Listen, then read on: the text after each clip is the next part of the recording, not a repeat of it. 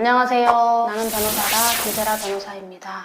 요즘 이제 집값이 워낙 많이 뛰어가지고 여러 가지 문제들을 이야기하는데, 어쨌든 본인이 본인 소유의 부동산, 아파트가 됐든 뭐 빌라가 됐든 매매까지는 할 수 있는 그런 어떤 상황이 못 됐을 때 결국 이제 전세나 월세나 뭐 임대차 관계를 체결하게 되잖아요. 전세든 임대차든 어쨌든 남의 집을 이렇게 사용하는 그 과정에서 이루어지는 게 이제 전세 계약이랑 임대차 계약이에요. 그 계약을 할 때 어떤 걸 좀 주의해야 되는지 그거를 좀 한번 설명해 보려고 합니다.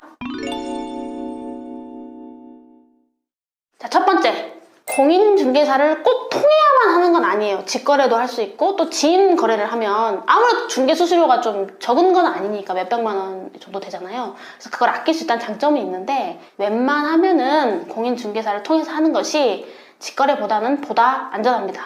그 수수료 부담은 당연히 있지만 공인중개사를 통해서 하는 것이 안전한 이유는 나중에라도 중개사고가 났을 경우에 공인중개사나 공인중개사협회에 손해배상 청구를 할 수 있기 때문에 담보장치가 된다는 점에서 그렇습니다. 그 다음에 공인중개사 선생님을 통해서 계약을 하게 되면 꼭 주는 서류가 있어요. 공제증서라는 서류입니다. 그게 아무것도 아닌 것 같지만 그 공제증서 한 장 가지고 나중에 공인중개사 협회에 대해서 손해배상 청구를 하는 중요한 근거가 돼요. 근데 가끔 보면 그 공제증서에 그 공제하는 기간이나 그 일자가 실제 지금 내가 체결하는 전세계약, 임대차 계약하고 맞지 않는 거를 그렇게 슬쩍 끼워주면서 눈속임하는 경우들이 있거든요. 그래서 여러분들 꼭 그걸 잘 보셔야 돼. 내가 지금 계약하는 일자와 그 기간에 맞춰서 작성된 정확한 공제증서인지를 한 번은 확인하셔야 됩니다. 여기서 하나 더 덧붙여서 말씀드릴 거는, 실제 공인중개사 사무실을 뭐 가보신 분들은 알겠지만 중개사 자격증은 없는 사람이 실장이나 소장이라는 직함의 명함을 들고 다니면서 전반적인 계약 체결 행위를 전담하는 경우들이 되게 많아요. 우리 병원도 뭐 사무장 병원이 있고 변호사 사무실도 사무장이 자주자는 데 있다고 하잖아요. 그래서 중개사 자격증이 있는 중개사가 나오지 않고 무슨 실장이고 소장이고 이런 분들이 나와서 하는 공인중개사 사무실은 피하는 것이 좋습니다. 그 다음에 두 번째, 등기부, 등기사항 전부증명서를 꼭 확인하셔야 돼요. 여러분, 부동산 거래를 하면서 등기부 한번 제대로 안 보시고 거래하시는 분들이 정말 많습니다. 너무너무 중요한 건데도 그거를 모르겠어요. 왜 안 보는지 잘 모르겠는데, 물론 잘 모를 수는 있겠죠. 근데 일단 정상적인 공인중개사 사무실이라면 계약을 할 때 그 계약 일자를 기준으로 발급된 등기부 등본을 보여줍니다. 보여주고 권리관계가 뭐 이게 어떤 게 어떻게 있다고 설명을 해줘요. 그렇게 해서 확인을 합니다. 그렇게 하는 게 맞는 건데, 혹시라도 내가 거래했던 중개사 사무실에서는 등기부도 안 보여주더라. 그러면 거기는 문제가 있는 공인중개사 사무실이기 때문에 웬만하면 거기에다가는 의뢰를 하지 않으시는 게 좋아요. 자, 어쨌든 간에 뭐 공인중개사 안 보여줬다. 그럼 내 혼자라도 찾아서 보겠다. 보는 방법은 인터넷 등기소, 네이버에 인터넷 등기소 치면은 대한민국 국민이면 누구나 공인인증서만 있으면 가입하고 수수료 1,000원만 내면은 집에서도 편하게 등기부를 열람할 수 있어요. 나 인터넷을 못한다. 그러면 가까운 등기소 가시면 돼요. 그래서 등기부는 크게 갑구와 을구로 나눠져요. 자, 갑구는 쉽게 설명하면 소유권 관계에 대한 변동이고, 을구는 이제 제한물권이라고 하는데 보통 이제 근저당 같은 걸 생각하면 쉽겠죠. 그런 거에 대한 변동 관계를 적는 건데, 갑구에 최종 소유권자로 등기된 사람하고 내가 지금 계약하는 사람이 일치하는지를 살펴야 돼요. 갑구의 최종 소유자는 김땡칠인데 지금 전세계약이나 임대차 계약하는데 임대인이나 전세권 설정자의 이름이 박칠석이다. 그럼 이거는 소유자가 아닌 사람이 지금 계약을 하고 있는 거잖아요. 그럴 때는 위임관계라든가 위임장을 정확하게 확인하고 왜 이렇게 되는지를 문제를 확인하고, 혹시 나중에 무슨 사건이 터질 수가 있으니까 계약서 특약사항에 대리에 의한 계약이고 위임장을 확인했다, 이런 내용을 명시해서 계약하는 것이 안전합니다. 그 다음에 갑구에 가압류나 가처분 등기가 들어와 있는 경우가 있어요. 그 중요한 것을 여러분들은 안 보시고 계약하는 경우가 많아. 공인중개사 선생님들은 어쨌든 계약을 성사시켜야 좋은 거니까 별일 없다, 괜찮다, 곧 처리한다, 이렇게 말씀하실 수는 있어요. 근데 그렇다 해도 여러분, 가압류나 가처분이 들어온다는 거는 그만큼 재정 상태가 안 좋다는 거예요. 그래서 그런 게 있으면 웬만하면 안 하시는 게 좋습니다.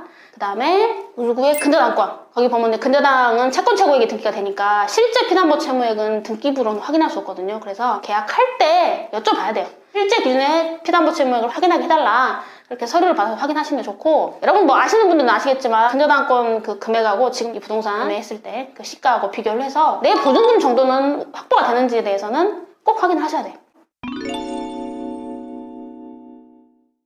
그리고 이제 계약서 쓸 때 특히 전세 계약의 경우는 금액이 크잖아요. 뭐 10억 단위가 넘는 전세 보증금도 있습니다. 그럴 경우에 한꺼번에 돈을 못 주니까 이제 계약금, 중도금, 잔금 형태로 좀 나눠서 전세 보증금을 넣는 경우도 있잖아요. 근데 그 시간의 텀이 보통 한두 달 정도는 되잖아요. 그러면 이 기간 사이에 집에 가압류나 가처분이 들어올 때가 있어. 그러니까 전세 계약을 쓸 때만 해도 쓰고 계약금 넣을 때만 해도 깨끗했던 집이었는데 전세 보증금에 중도금, 잔금을 넣는 그 한두 달 사이에 집에 가압류나 가처분이 들어왔을 때, 이럴 때 그 전세 계약을 즉시 해지할 수 있다라는 내용의 특약을 꼭 기재하는 것이 좋아요. 왜냐면 우리 대법원 판례 기본적인 입장이 어떤 그 부동산에 가압류나 가처분이 들어왔다는 것만으로는 법정해제 사유가 되진 않는다, 뭐 합의해제가 되지 않는 즉시 해제할 수 없다, 이게 원론적인 입장이거든요. 그래서 아니 찜찜한데 이거 그러면 나는 계속 저 사람이 상태가 안 좋아서 나중에 내 보증금 못 받을 수 있는데 끝까지 내 돈을 다 줘야 되나, 이런 불안감이 있을 수 있잖아요. 그래서 보증금에 계약금, 중도금, 잔금까지 납입하기 전까지의 건물에 가압류나 가처분이 들어오면 해지할 수 있다 라는 조항을 웬만하면 넣으세요. 넣는 게 좋습니다. 그 다음에 등기부를 잘 살펴보면 웬만한 건 다 파악이 돼요. 근데 안 되는 게 있습니다. 첫 번째, 집 주인의 미납 세금이 체납이 돼서 나중에 이제 국세청에서 압류나 공매까지 들어갔을 때 등기부에 나오는 거지, 지금 체납이 뭐 3억이 있고 4억이 있어 들어오기 전까지는 모르는 거죠. 그래서 집주인의 체납세하고, 특히 다세대 주택의 경우에는 호수가 여러 개 있어요. 여러분 신림동 같은 데 가면 원룸 같은 게 그런 거잖아요. 여러 개 호수가 있으면 각 호수마다 보증금 수익이 다 다르고 각 호수마다 우선순위가 다 달라. 확정일자를 누가 받았는지, 전입신고를 누가 먼저 했는지. 그래서 그거에 따라서 최우선 변제권의 금액이 쫙 갈리고, 그 다음 내 순위가 어떻게 되고, 이거에 따라서 내가 보증금을 다 받느냐 못 받느냐, 일부만 받느냐가 결정되잖아요. 그런 것도 등기부에는 안 나와요. 그래서 꼭 공인중개사 선생님한테 확인을 시켜야 돼. 확인해달라고 해야 돼. 공인중개사도 자기가 모르죠. 자기 집이 아닌데 어떻게 알겠어요. 임대한테 물어봅니다. 집주인한테. 물어봤는데 집주인 자료를 안 주면 못 주는 거예요. 그런 부분들에 대해서 정확하게 확인을 하고, 왜 나한테 자료를 못 준다고 할까? 여러분 생각해보세요. 떳떳하면 줍니다. 문제가 있으니까 못 주는 거예요. 못 준다고 하면은 그냥 미련 없이 그 집은 계약하지 않는 것이 가장 안전해. 물론 나중에 무슨 중개사고 소송할 수도 있겠죠. 근데 여러분 그렇게 멀리 돌아가는 길을 택할 필요는 굳이 없다고 저는 생각합니다. 잘 알아보시고 하시는 게 제일 좋아요. 그 다음에 또 전입신고, 그 다음에 확정일자, 이거는 받아야 됩니다. 그날 바로 빨리빨리 처리하시는 게 좋고, 가끔 이제 오피스텔이나 이런 부분들은 집주인이 전입신고 안 하시면 안 돼요 이렇게 조건을 거시는 경우가 많은데, 웬만하면 그런 집에는 계약하지 마세요. 집 많잖아요. 그 다음에 마지막으로 소일고 외양간 고치는 것보다는 미리미리 잘 챙기시는 게 좋아. 가장 쉬운 방법이 전체 과정을 녹음하는 거예요. 공인중개사 사무실 처음 가서 미팅하고 물건 보고 계약서 쓰고 전반적인 과정을 다 녹음하시는 게 좋습니다. 나중에라도 무슨 일이 일어나면 이제 증거 자료가 되기 때문에. 그래서 저는 변호사님 통화하고 녹음하는 거 잘 못하겠어요. 그러면 웬만하면 그냥 카톡이나 문자로 하세요. 그러면은 다 남아있잖아요, 자료가. 이 정도로 오늘 설명을 마무리하겠습니다. 전세 계약, 임대차 계약 조심해서 하셔서 자기 재산을 잘 지켜야 됩니다. 오늘도 이렇게 시청해주셔서 대단히 감사합니다. 구독과 좋아요 꼭 눌러주세요.